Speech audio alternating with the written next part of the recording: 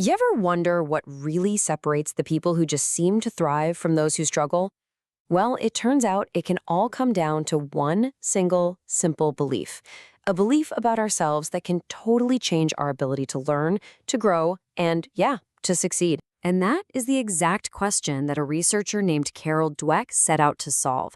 She got obsessed, really, with this idea of how we cope with failure. And what she found, well, it led to a completely groundbreaking discovery about what we're all capable of. So here's how it all started. She brought kids into a room, one at a time, and gave them a bunch of puzzles. The first couple? Pretty easy. But then, they started getting harder and harder. And as these kids started to struggle, Dweck was watching, really watching. What she saw was about to change everything we thought we knew about success. So while a lot of the kids were getting frustrated, discouraged, one 10-year-old boy did something she absolutely did not see coming. He actually pulled his chair in, rubbed his hands together, and said, "I love a challenge." It wasn't that he was acing the puzzles. He was struggling too. But for him, failure, well, it just meant something totally different. Okay, so let's really unpack this. Because that kid's reaction, it wasn't just some random personality quirk. It was the product of a really powerful, deep-seated belief system.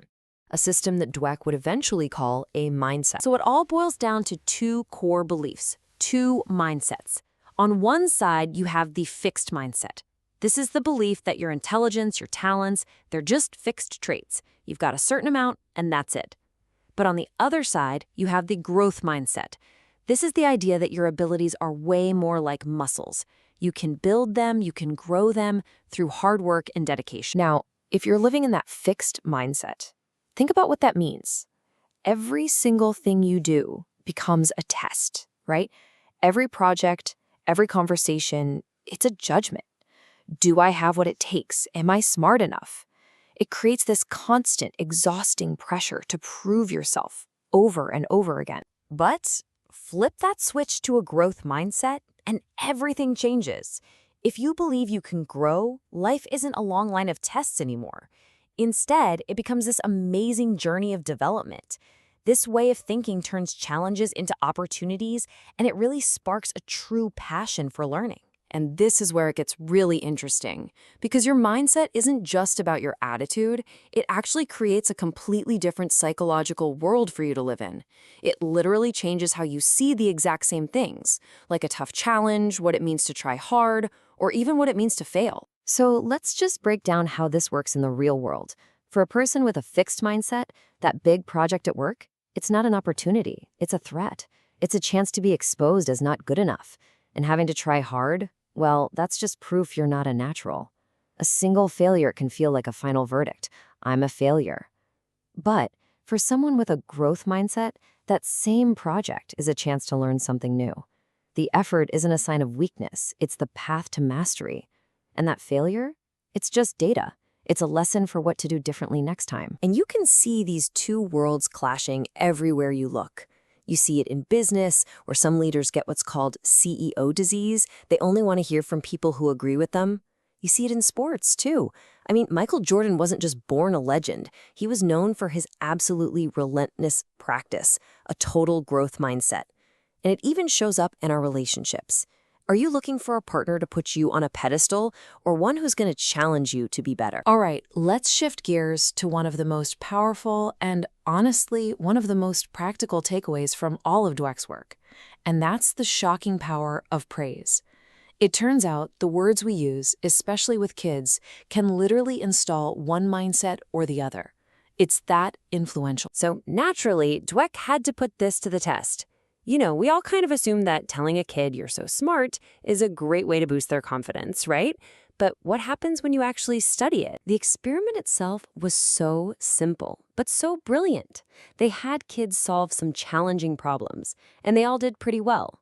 Afterwards, one group of kids was praised for their ability. They were told, "Wow, you must be really smart at this." The other group was praised for their effort. "Wow, you must have worked really hard." Then came the most important part. They offered all the kids a choice for their next task. They could do an easy one, or they could try a much harder one that they'd learn a lot from. And the results were just staggering. The kids who were praised for being smart, The vast majority of them chose the easy task. They didn't want to do anything that might risk that shiny smart label. But the kids praised for their effort. A full 90% of them chose the harder problem. They wanted to challenge. They wanted to learn. So the takeaway here is huge. When we praise someone's innate talent, when we say, you're natural, we're actually putting them in a fixed mindset. We're making them more fragile, more afraid to take risks. That label, smart, talented, it becomes this precious thing they have to protect, even if it means they stop learning. But when you praise the process, the effort, the strategies they used, their persistence, you're doing the exact opposite. You're teaching them that success is in their hands. You're building resilience. You're fostering a love for the struggle, which is where all the real growth actually happens. Okay, so after all that, here's the most hopeful, the most empowering part of this whole idea. Your mindset, it's not carved in stone.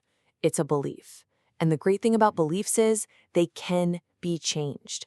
You can actually choose to develop a growth mindset. And there's even a practical 4-step guide for how to do this. Step 1, just start by listening for that fixed mindset voice in your head.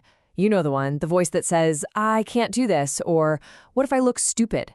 Step 2, once you hear it, you have to recognize that you have a choice. You don't have to believe it.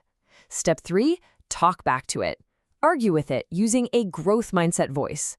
And step 4, the most important one, take the growth mindset action.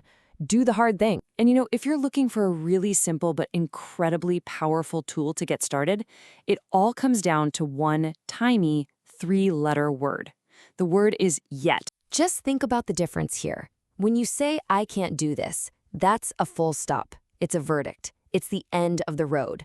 But what happens when you just add that one little word? I can't do this yet. All of a sudden, it's not a statement of failure anymore. It's a statement about a journey that's still going. It puts you right back on the path to learning. At the end of the day, the mindset you live by is what writes the story of your life. Is it going to be a story where you look back and say, I could have been? A story about protecting some idea of your potential? Or will it be a story where you can look back and say, I gave it absolutely everything I had for the things I cared about? And really, that's the question we're left with, isn't it? It's not about who you are today. It's about who you're choosing to become tomorrow. So, which story are you going to choose to live?